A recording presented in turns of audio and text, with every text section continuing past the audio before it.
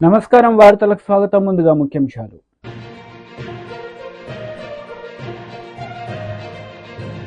Etela Rajender press meet, పలు అంశాలపై వివరణ. మాజీ మంత్రి అంబటి రాంబాబు ప్రెస్ మీట్, పలు అంశాలపై వివరణ. బీజేపీ లీడర్ మీడియా సమావేశం నిర్వహించారు. ఈ సందర్భంగా పలు అంశాలపై ఆయన మాట్లాడారు. అది లేకుండా పోతా ఉన్నాడు.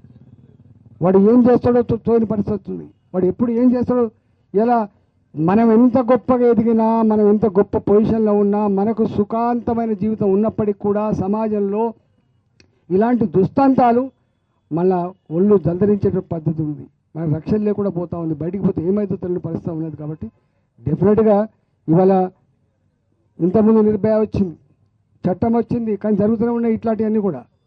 అసలు చెప్పుకోలేకపోతున్నారు, అలవాటు అయిపోయింది. అది ఇవి జరుగుతలే అనేటువంటి పరిస్థితి వచ్చింది. ఇది మంచిది కాదు. ఎంత సంపద పెరిగినా, ఎంత ఎత్తుకు ఎదిగినా మానవ సంబంధాల్లో ఇవాళ ఇలాంటి పరిణామాలు మన తిరోగమనలకు చూపిస్తున్నాయి, రిగ్రెసివ్ మేనర్ చూపిస్తుంది తప్ప ప్రోగ్రెసివ్ మేనర్ చూపించలేనటువంటి విషయాన్ని పాలకులుగా, పార్టీల నాయకులుగా అర్థం చేసుకోవాల్సి అక్కడ ఉన్నది. డాక్టర్లుగా పేషెంట్ ట్రీట్మెంట్ ఇస్తారు, ఇంజనీర్లుగా సమాజం కలిసి ఒక రోడ్డు ఎత్తరు కావచ్చు, బ్రిడ్జ్ కడతారు కావచ్చు, కానీ ఇలాంటి వాటిని నియంత్రించే కర్తవ్యం, బాధ్యత సోషల్ సైంటిస్ట్గా రాజకీయ నాయకులపైన ఉంటారనే విషయం మేము మర్చిపోకండి. ఇది మంచిది కాదు. దీని పట్ల మేధోమథనం జరగాలి. దీని పట్ల దీనికి పరిష్కారానికి ఏదైనా మార్గాలు వెతకడం అక్కడ ఉందని చెప్పి మనవి చేస్తూ, వాళ్ళని వెంటనే అరెస్ట్ చేయడమే కాకుండా ఉరి తీయాలి. అట్లాంటివని బహిరంగంగా ఉరి తీయాలి తప్ప ఏదో కాడ ఇవాళ మనం చూస్తూ ఉన్నాం. ఇట్లాంటి పిచ్చి పనులు చేసినా, సైకోల పని చేసినా, సాడిస్ట్గా ఉన్నటువంటి వాళ్ళను చట్టాలు కూడా ప్రొలాంగా వాళ్ళకు విచారణ జరపకుండా ఇలాంటి వాటి మీద నిర్ధారణ అయితే తక్షణమే చర్య చేపట్టి ప్రజానీకానికి ఒక విశ్వాసం కలిగించాల్సిన బాధ్యత ఉందని చెప్పి నేను డిమాండ్ చేస్తూ, వాళ్ళని అరెస్ట్ చేయాలి, వాళ్ళు ఉరి తీయాలని చెప్పి డిమాండ్ చేస్తూ, డాక్టర్లకి శాశ్వతంగా ప్రొటెక్షన్, డాక్టర్లకి గౌరవం, డాక్టర్లుగా పేషెంట్లను గతంలో ఎట్లయితే ప్రేమపూర్వకంగా చూసే వాతావరణం ఉందో ఆ వాతావరణం కల్పించే బాధ్యత కూడా ప్రభుత్వాల మీద ఉందని చెప్పి నేను డిమాండ్ చేస్తూ, మీ అందరికీ మీ సంఘీభావానికి, మీరు చేసిన ఉద్యమానికి సంపూర్ణంగా మద్దతు ఇస్తూ సెలవు తీసుకున్న నమస్కారం. జై తెలంగాణ. ఆవాజ్ దో. ధన్యవాదాలు సార్. మీరు మనసు విప్పి మీరు మాకు మద్దతు ప్రకటించడం మా అదృష్టం సార్. మీరు మాకన్నా ఎక్కువ బాధతోని మీరు ఈరోజు సమాజాన్ని అందరికీ విప్పి చూపారు. దయచేసి మీరు అనుకున్నట్టు ఇలాంటి సంఘటనలు పునరావృతం కాకుండా ఉండాలంటే రాజకీయ నాయకులైన మీరు దయచేసి చట్టాలు తేవాలి సార్. ఆ చట్టాలు తేవడమే కాదు, చట్టాలను కఠినంగా అమలు చేసే బాధ్యత కూడా మీ మీదే ఉందని దయచేసి ఈ సభకు తెలుస్తున్నారు. మా ఐఎంఏ తెలంగాణ స్టేట్ తరఫున ఈటెల రాజేందర్ మల్కాజ్గిరి ఎంపీ గారికి కృతజ్ఞతలు తెలియజేస్తున్నాను సార్. ధన్యవాదాలు. నమస్కారం సార్, చాలా థ్యాంక్స్.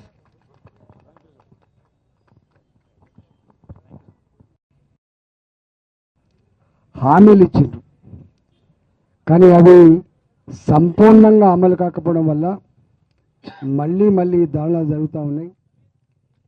ఎంతకాలమని స్టెథోస్కోప్ పట్టుకొని పేషెంట్లకు సర్వీస్ అందించాల్సిన మేము, హుందాగా బతకాల్సిన మేము, వైద్యో నారాయణో హరి అని చెప్పి కీర్తించే ఈ సమాజంలో ఎందుకు మాకు దుస్థితి అని చెప్పి ఇవాళ డాక్టర్లుగా ఈ రోడ్ల మీదకి వచ్చిన తీరు సమాజానికి మంచిదైతే కాదు.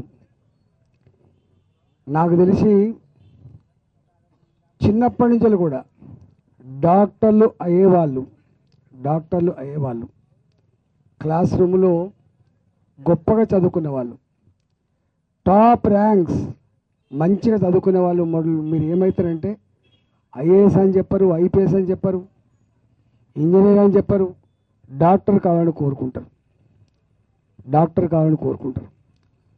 అంత క్రీమ్ లాంటి, అంత కష్టపడి చదువుకొని, సరే డబ్బులు సంపాదించాలి, అందరూ ఉండొచ్చు, ఉండకపోవచ్చు, వృత్తి మీద కొంతమందికి గౌరవం ఉండొచ్చు, లేకపోవచ్చు, కానీ మెజారిటీ డాక్టర్లు అనాదిగా ఇవాళ సేవలు అందించే వాళ్ళు.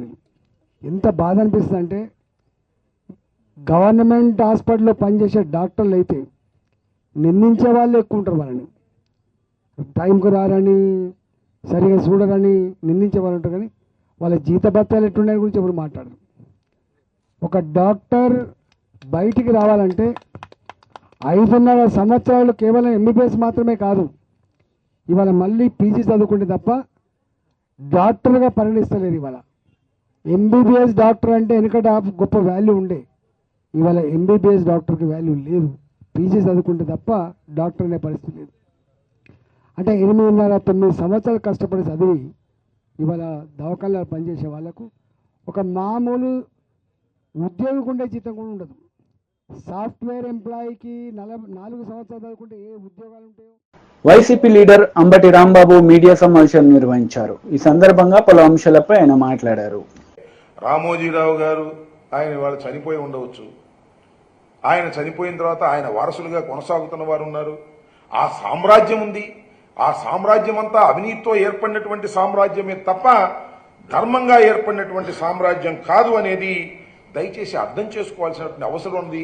ఇదే విషయాన్ని రిజర్వ్ బ్యాంక్ ఆఫ్ ఇండియా చాలా స్పష్టంగా ఈ రోజున హైకోర్టులో, తెలంగాణ హైకోర్టులో చాలా స్పష్టంగా తన కౌంటర్లో దాఖలు చేసింది. రామోజీరావు గారు చేసినటువంటి ఫైనాన్షియర్స్ అంతా కూడా ఈ మార్గదర్శి ఫైనాన్షియర్స్ అంతా కూడా ఆర్బీఐ చట్టానికి వ్యతిరేకంగా చేసినటువంటిదే ఈ 50 సంవత్సరాల కాలంలో కూడా అనేటువంటి మాట ఆర్బీఐ చెప్పినటువంటి సందర్భం. తప్పనిసరిగా ఈ కేసులో రామోజీరావు గారికి కానీ వారి వారసులకు కానీ తప్పనిసరిగా శిక్షించేటటువంటి పరిస్థితి ఉంటుంది. దానిలో ఏ విధమైన సందేహము లేదు. యాతావాత నేను చెప్పదలుచుకున్నది ఒక్కటే, రామోజీరావు గారు లాంటి వాళ్ళు అనేక మంది ఇలాంటి కార్యక్రమాలు చేసి తెలుగుదేశం గొడుగు కిందో తెలుగుదేశం గొడుగు పైనో బ్రతకాలనేటువంటి పరిస్థితి చేస్తున్నారు. ఇంత దారుణమైన అంశాలను మాత్రం చంద్రబాబు నాయుడు గారు కానీ వాళ్ళు కానీ వీళ్ళు కానీ ఖండించరు. వాటిని మోసేటటువంటి ప్రయత్నం చేస్తారు. తెల్లారు లెగిస్తే జగన్మోహన్ రెడ్డి గారు ఆర్థిక నేరగాడని, జగన్మోహన్ రెడ్డి గారు విధ్వంసకారుడని ఇలాంటి ప్రచారం చేసే కార్యక్రమం చేస్తున్నారు. నేను చాలా సందర్భాల్లో చెప్పాను. ఇప్పుడు కాదు, డాక్టర్ వైఎస్ రాజశేఖర రెడ్డి గారు ఉన్న రోజు నుంచి మేము చెప్తున్నాం, రామోజీరావు గారు వైట్ కాలర్ క్రిమినల్ అని, ఆయన నేరగాడని మేము చెప్తున్నాం. ఆయన చనిపోయిన తర్వాత ఆర్బీఐ చాలా స్పష్టంగా చెప్పింది, ఆర్థికంగా నేరం చేసినటువంటి వ్యక్తి ఇతను అనేటువంటి పరిస్థితులు చెప్పడం జరిగింది. దీన్ని మూలం నుంచి తీసుకొచ్చినటువంటిది రాజశేఖర రెడ్డి గారు. ఆయన మరణించారు. తర్వాత we have to appreciate, Undavalli Arun Kumar గారిని అప్రిషియేట్ చేయాలి. ఇది చచ్చిపోయినటువంటి కేసుని, దీన్ని కొట్టేంచుకున్నటువంటి కేసుని, దాన్ని 2018లో దాన్ని కొట్టేంచుకోవాలనే ప్రయత్నం చేసి కొట్టేంచుకున్నా కూడా దాన్ని సుప్రీంకోర్టుకు వెళ్లి దాన్ని బతికించి మళ్ళా తీసుకొచ్చి తెలంగాణ హైకోర్టులో పెట్టి ఆర్బీఐ కౌంటర్ వేసేటువంటి పరిస్థితి తీసుకొచ్చింది మన ప్రభుత్వం కూడా. ఆంధ్రప్రదేశ్ ప్రభుత్వం కూడా దానిలో ఇంప్లీడ్ అయి ఉన్నది. దీని మీద విచారణ జరగవలసినటువంటి అవసరం ఉందని కూడా నేను మనవి చేస్తున్నా. ఈ అరుణ్ కుమార్ గారు రోజు దీని గురించే, మేము ఆయన చాలా సందర్భాల్లో రాజశేఖర రెడ్డి గారి దగ్గర ఉన్నటువంటి వ్యక్తులం కాబట్టి చాలా సందర్భాల్లో మాట్లాడుకుంటూ వచ్చాం. అప్పటి నుంచి ఇప్పుడు కూడా రామోజీరావు గారి కేసు విషయం చాలా సందర్భాల్లో మాట్లాడుతాం. నేను కూడా చాలా సందర్భాల్లో కలిశాను ఆయన్ని. ఆయన రూమ్ నిండా మన చిట్ ఫండ్ కంపెనీకి సంబంధించినటువంటి కాగితాలు, ఫైనాన్షియల్కి సంబంధించిన కాగితాలు ఉంటాయి. రామోజీరావు గారికి సంబంధించినటువంటి కేసులో చాలా పరిశీలి చేస్తున్నటువంటి వ్యక్తి. అందువల్లనే ఆయన మీద అఫిడవిట్ కూడా, పరువు నష్టం దావా కూడా రామోజీరావు గారి కుటుంబ సభ్యులు వేశారు. ఇంత పరువు మారిపోయింది, మీరు కట్టాలని. కాబట్టి నేను ఈ సందర్భంగా ఉండవల్లి అరుణ్ కుమార్ గారిని కూడా నేను రిక్వెస్ట్ చేస్తున్నాను. ఇది చాలా జెన్యూన్ అయిన కేసు. ప్రజల యొక్క సొమ్మును దుర్వినియోగం చేసేటటువంటి కార్యక్రమం చేస్తున్నటువంటి రామోజీరావు గారి వారసత్వం మీద మీరు యుద్ధం చేయండి లీగల్గా.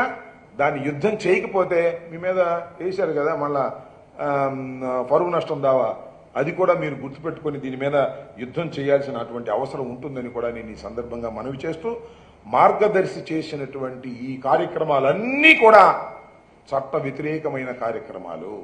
చిట్ ఫండ్ కంపెనీ చేస్తున్నటువంటి కార్యక్రమాలన్నీ కూడా చట్ట వ్యతిరేకమైన కార్యక్రమాలు.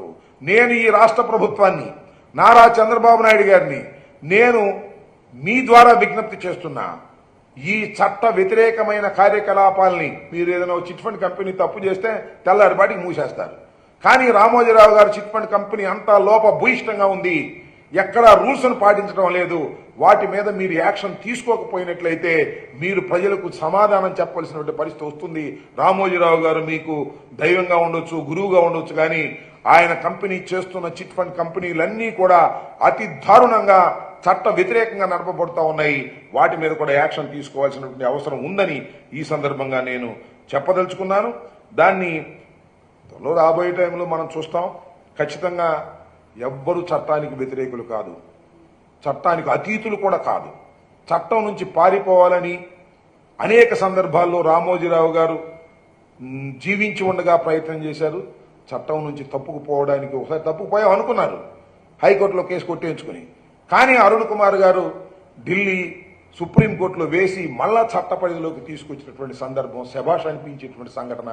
ఎంత పెద్దవారైనా కూడా చట్టానికి అతీతులు కారు అని చెప్పడానికి ఈ రామోజీరావు గారి కేసు చాలా స్పష్టంగా అర్థమవుతుందనేది కూడా నేను ఈ సందర్భంగా చెప్తూ, ఇలాంటి చట్ట వ్యతిరేక కార్యకలాపాలు చేస్తున్నటువంటి ఎంత పెద్దవారినైనా కూడా బీఆర్ఎస్ లీడర్ మీడియా సమావేశం నిర్వహించారు. ఈ సందర్భంగా పలు అంశాలపై ఆయన మాట్లాడారు. ప్రభుత్వాన్ని అడుగుతా ఉన్నాం, వారి పేరు మీద జనగాం జిల్లాకు పేరు పెడతా ఉన్నారు. ఇమ్మీడియట్ గా ఈరోజు అనౌన్స్ చేస్తే మీరు అన్న ప్రకారం మీ మేనిఫెస్టో ప్రకారం మరి మాట ఇచ్చినట్లు అవుతుంది. మేము అడిగాం, మరి ఈరోజు ప్రోగ్రాంలో మీరు వస్తుందని తెలిసింది, కంపల్సరీ రావాలి, వచ్చినప్పుడు ఇది అనౌన్స్ చేయాలని చెప్పి మేము అడుగుతా ఉన్నాం. ఒక రాజకీయ కోణంలో మేము విమర్శని కాదు, పేద వర్గాలకు సంబంధించినటువంటి ఒక వర్గాలను చెప్పినటువంటి వ్యక్తులుగా ఒక కులం లేదు, ఆయన అన్ని కులాలను అన్ని వర్గాలను దారి తీసింది. కనుక ఆయన జీవిత చరిత్ర అవసరం, తెలంగాణకు అవసరం, ప్రస్తుత రాజకీయ పరిస్థితులు చాలా అవసరం. కనుక జనగామ జిల్లాని ఇమీడియట్ పేరు మార్చి జీవో ఇవ్వాలి. ట్యాంక్మెంట్ పైన మేము ఇచ్చిన జీవోను అమలు చేస్తూ విధాన్ని ఏర్పాటు చేయాలా. ఆయన పేరు మీద 500 కోట్ల భూమి ఇచ్చి 5 కోట్ల నిధులు చేసినాం. ఆ భవనానికి పేరు కూడా పెట్టాం కనుక ట్రస్ట్ కూడా ట్రస్ట్ అని పేరు కూడా పెట్టాం కనుక ఇమీడియట్ గా దాన్ని కూడా అందుబాటులోకి తీసుకురావాలి. ఆయన చరిత్రను పాఠ్యాంశాల్లో చేర్చాలి. అసెంబ్లీ దగ్గర కూడా, సెక్రటరీ దగ్గర కూడా మరి ఆయన యొక్క ఫోటోలు పెట్టాలి. అసెంబ్లీలో కూడా రాజు, ఈ హైదరాబాద్కి రాజైనటువంటి చరిత్ర కనుక అసెంబ్లీలో కూడా ఆయన విధానాన్ని ఏర్పాటు చేయాలా. ప్లస్ ప్రజలకు ఆయన చేసిన సంస్కరణలు, ఆయన మార్పు అవన్నీ కూడా జనం తెచ్చేటట్టు చేయాల్సిన అవసరం ఉంది. మీరు ఇచ్చిన మేనిఫెస్టో ప్రకారం మరి 20% వైశాఖ రిజర్వేషన్ ఇస్తామన్నారు, అది కూడా అమలు చేయాలా. ఆయన జన్మదిన సందర్భంగా ఒక పీడిత వర్గాల నుంచి ఒక వచ్చినటువంటి వ్యక్తి కనుక, ఒక వృత్తి నుంచి వచ్చిన వ్యక్తి కనుక దానికి సంబంధించిన వృత్తిపరమైనటువంటి కూడా ఈరోజు ఇచ్చినట్లయితే మరి మీరు ఇచ్చిన మాట నిలబెట్టుకోవాలి అవుతారని చెప్పని మరి వారికి ఖచ్చితంగా ఘనమైనటువంటి నివాళులు అర్పిస్తూ ప్రతి ఒక్కరు ఆయన చరిత్రను తెలుసుకొని ఆయన ఆదర్శంగా తీసుకొని అన్ని వర్గాలను, అన్ని కులవృత్తులు, రైతులను, కులవృత్తులను కలుపుకొని ముందుకు పోయి రాజకీయ చరిత్రను చేయాలని చెప్పని మరి బీసీ జనగణను కూడా ఇమీడియట్ గా చేయాలని చెప్పని కూడా ఈ సందర్భంగా మేము ఆయన రిక్వెస్ట్ చేస్తా ఉన్నాం. పెద్దలు ఇప్పుడు లక్ష్మణ గారు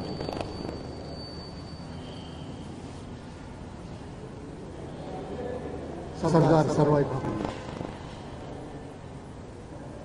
కిలాషాపురం ఆ గ్రామవాసిగా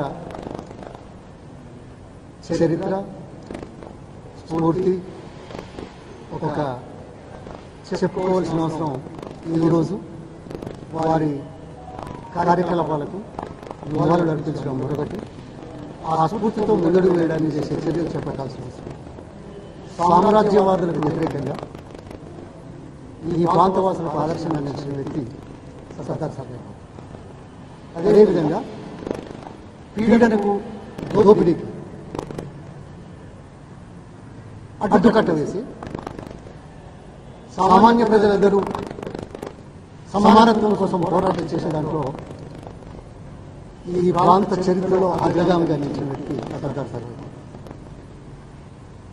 వారి విగ్రహం మొట్టమొదటిసారిగా లండన్ మ్యూజియంలో ఉన్న ఆయన పటాన్ని తీసుకొని దాని ద్వారా 1998 జనవరిలో మా గ్రామంలో నేను స్వయంగా విగ్రహం ఏర్పాటు చేసే అవకాశం నాకు లభించినందుకు సంతోషపడుతున్నాను, గౌరవపడుతున్నాను, స్ఫూర్తిదాయకంగా మిగిలిపోతున్నాను. ఆ తర్వాత భువనగిరి ఇక్కడ 2-3 విషయాలు. తెలంగాణ పోరాటం ఎవరు సమ్మక్క సారలమ్మ, కాకతీయుల రాజ్యాధికారం మీద పోరాటం చేస్తారు. అదే స్ఫూర్తితో మరి 17వ శతాబ్దంలో 374 జన్మదినం జరుపుకుంటున్నాం సర్దార్ పాపన్న. ఆ తర్వాత దొడ్డి కొగురయ్య, సాకలి ఐలమ్మ. ఇది తెలంగాణ చరిత్ర. సర్దార్ పాపన్న చరిత్రే తెలంగాణ సాధనకు ఉపయోగపడిన దాంట్లో సందేహం లేనిది. అందుకు ప్రొఫెసర్ జయశంకర్ గారు ముందుపడ్డాం. ఆ తర్వాత కేసీఆర్ గారు తన కార్యక్రమాలను విస్తరింపజేసి పార్టీలను, వ్యక్తులను, సమాజాన్ని ఒత్తిడితో ఒప్పించే అవకాశం తీసుకున్నందున ఈ రోజు మనం మరింత గర్వపడాల్సిన అవసరం ఉంది. ఆ దిశలో పట్ల కేసీఆర్ గారు స్టెప్స్ ముందేశారు. ఇవాళ దాన్ని స్మరించుకోవడంతో పాటు, అది ముందుకు తీసుకోవడంతో పాటు సమానత్వ సాధన ఇది నిరంతర పోరాట కార్యక్రమం తరతరాలుగా జరుగుతున్న వాస్తవం. కానీ సమానత్వ సాధన లోపల అలసత్వం ఉండకూడదు అని గుర్తు చేసుకోవడానికి, ముందడుగు వేయడానికి, తద్వారా ప్రజల్ని చైతన్యపరచడానికి చేసే కార్యక్రమాలు మరి విరామంగా చేయాల్సిన అవసరం గుర్తుకొస్తుంది. ఈ సందర్భంగా ఇలాంటి చరిత్ర కలిగిన మహనీయుల చరిత్రను పాఠ్యాంశాలుగా ఉంచి ఈ తరానికి, ముందు తరాలకు, సర్వదా ఈ ప్రాంత వాసులకు, జనరేషన్స్ కి తరతరాలుగా నిలిచిపోయే విధంగా ఈ అంశాన్ని ముందుకు తీసుకెళ్లాల్సిన బాధ్యత ప్రభుత్వాల మీద, రాజకీయ నాయకుల మీద, అదేవిధంగా సమాజంలో మంచి గురించి, సమానత్వం గురించి ఆలోచించే ప్రతి వ్యక్తి ఆలోచించాల్సిన అవసరం ఉంది. టీడీపీ లీడర్ మీడియా సమావేశం నిర్వహించారు. ఈ సందర్భంగా పలు అంశాలపై ఆయన మాట్లాడారు. పోలీస్ డిపార్ట్మెంట్ వచ్చింది. 2 చోట్ల ఇక్కడ కాలిపోయి ఉన్నాయి, అక్కడ ఒక చోట, ఇక్కడ ఒక చోట, లోపలే సగం కాలనీ. మీరు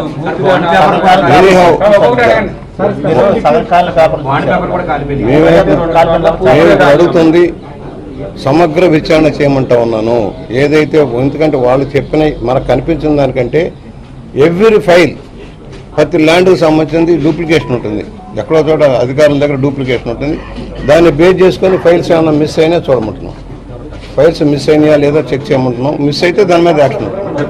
ముఖ్యమంత్రి గారు పదే చెప్పారు మదనపల్లి సంఘటన తర్వాత, ఎట్టి పరిస్థితుల్లో ఏ ఫైల్ ఎక్కడ కూడా జాగ్రత్తగా ఉంచండి. ఇప్పుడు ఇక్కడ PA2 డిప్యూటీ కలెక్టర్ గారు ఉన్నారు, వేదవల్లి గారు. నాకు తెలియదు ఈ తగలబెట్టిన సంగతి అన్నారు స్వయంగా.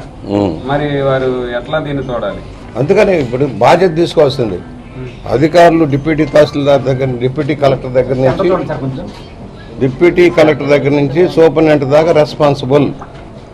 ఎవరైతే కాల్చిన అమ్మాయి లేదు, ఇవాళ పొద్దున కాల్చానన్న పేపర్ లేదు, వైజాగ్ వెళ్ళారని చెప్పబడుతుంది. ఇవాళ ఎందుకు అర్జెంటుగా వైజాగ్ వెళ్ళింది, కారణాలు ఏమిటి, పరిస్థితి ఏంటి, ఇవాళ ఎందుకు వెళ్ళాలి, ఇవాళ కాల్చిన రోజులు ఎందుకు వెళ్ళాలి, ఇవన్నీ కూడా విచారణ జరుగుతాయి. పోలవరం సంబంధించినవి కాదంటున్నారు, కానీ ఆంధ్రుల జీవనాడి పోలవరం ప్రాజెక్ట్ సంబంధించిన ఫైల్స్ అన్ని కూడా ఇరిగేషన్ లో ఉంటాయి. అభిరోగాలు పక్క బిరోగాలు, కానీ అలాంటి ఫైల్ కూడా దగ్గరైపోతే ఎవరు బాధ్యత ఉంటుంది? అందుకనే చెప్పాను, ఇప్పుడు చెకింగ్ అంత బాధ్యత రెస్పాన్సిబిలిటీ డిపార్ట్మెంట్ది. ఎంటైర్ డిప్యూటీ ఎవరు కలెక్టర్ ఫైల్స్ అధికారుల దగ్గర ఉండాలో వాళ్ళ రెస్పాన్సిబిలిటీ. లాక్ అండ్ కీ ఉండాల్సింది. సేఫ్టీ ఫైల్స్ విడిగా కూడా ఉన్నాయి, బీరువాళ్ళు ఉన్నాయి కాదు, బయట కూడా ఉన్నాయి. బయట కూడా చూసాం. దాన్ని సేఫ్ మెజర్లో పెట్టాల్సిన అవసరం ఉంది. ఈ సంఘటన తర్వాత ఇంకా సమగ్ర ఎలా రికార్డ్స్ మెయింటైన్ చేయాలి, ఎలా ఉంచాలి. ఇరిగేషన్ మంత్రి సీరియస్ అయ్యారు, నిమ్మల రామానాయుడు. అయితే గత అధికారులు కొంతమంది పనితీరు మార్చుకోవాలని ఇప్పటికే సివిల్ సప్లై మంత్రి నాదెండ్ల మనోహర్, డిప్యూటీ సీఎం పవన్ కళ్యాణ్ అనేకసార్లు సూచించారు. అంటే అది ఏమైనా ఇక్కడ కనిపించింది అంటారు? తప్పకుండా. ఎందుకంటే తీసే ముందు, ఒక ఫైల్ తీసే ముందు ఒక వేస్ట్ పేపర్ అయినా కావచ్చు. మామూలుగా ఏం చేస్తారంటే రెవెన్యూ ఆఫీసులో, డిపార్ట్మెంట్లో అవసరం తీరిన ఫైల్స్ ఉంటే తీసుకొచ్చి వాళ్ళకు కాల్ చేసేదానికి కూడా ఒక ఫైర్ ఎగ్జిస్టెన్స్ కూడా ఉండి పూర్వం. అయితే ఇప్పుడు ఎలా ఉందో మాకు తెలియదు. కానీ ఎనీహౌ ఇప్పుడున్న పరిస్థితుల్లో చిన్న ముక్క కూడా బయటపడేయడానికి వీల్లేదు.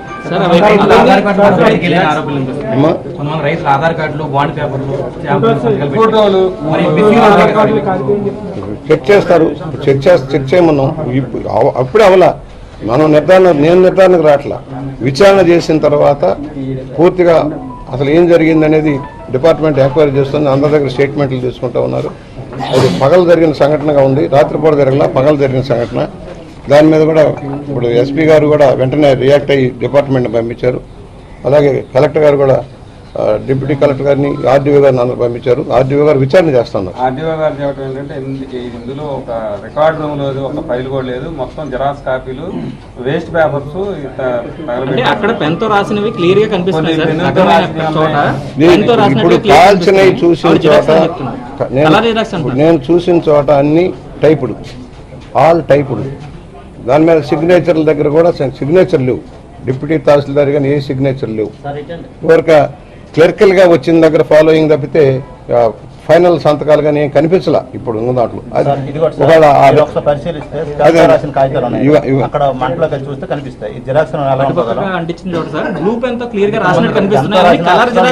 అది కూడా చూద్దాం, అక్కడ కూడా పేపర్లు ఉన్నాయి కదా, అది కూడా చూద్దాం. మనం కన్క్లూజన్ రావట్లా, మీరు కానీ నేను కన్క్లూజన్ రావట్లా. సమగ్ర విచారణ చేస్తారు. అవసరమైతే సైంటిఫిక్ పేపర్లన్నీ కూడా పోలీస్ డిపార్ట్మెంట్ హ్యాండ్ ఓవర్ చేసుకొని అది. సార్ రైతుల ఫోటోలు కూడా బయటకు వచ్చినాయి, మరి ఫోటోలు బయటకు వెళ్తే, ఆధార్లు బయటకు వెళ్తే మిస్యూజ్ అయ్యే అవకాశం లేదంటారు. ఉంటుంది. అవి జిరాక్స్లు అంటారు, ఇవి జిరాక్స్లు అంటున్నారు. కొన్ని పాలనలో అవినీతి ఆరోపణలు జరిగేవి, ఆ శాఖలకు సంబంధించి రికార్డులు భద్రతకి ఏమన్నా ఇప్పుడు మీరు ఏమన్నా ఆదేశాలు జారీ చేస్తారు? నేను ఇవాళ ఒకటే చెప్తున్నాను, నిన్న మన కలెక్టర్ గారు కూడా చెప్పాం. సమగ్ర సర్వే ఇప్పుడు పంచాయతీలు ఉన్నాయి, పంచాయతీల్లో ప్లాన్లు అప్రూవల్ ఇచ్చారు, లేఅవుట్లో ఇవ్వాల్సిన కామన్ సైట్లు ఏ కనపట్ల. ఎవరు బాధ్యులు? తహసీల్దారుల బాధ్యుల, అక్కడున్న సర్వేర్ల బాధ్యుల, సెక్రటరీల బాధ్యుల తేల్చమన్నాం. మొన్న మొత్తం సర్వేర్లను పిలిచి ఒక మీటింగ్ పెట్టాం. మొత్తం ప్లాన్లన్నీ తీసుకొని. వార్తలు ముగించే ముందు ముఖ్యాంశాలు మరోసారి.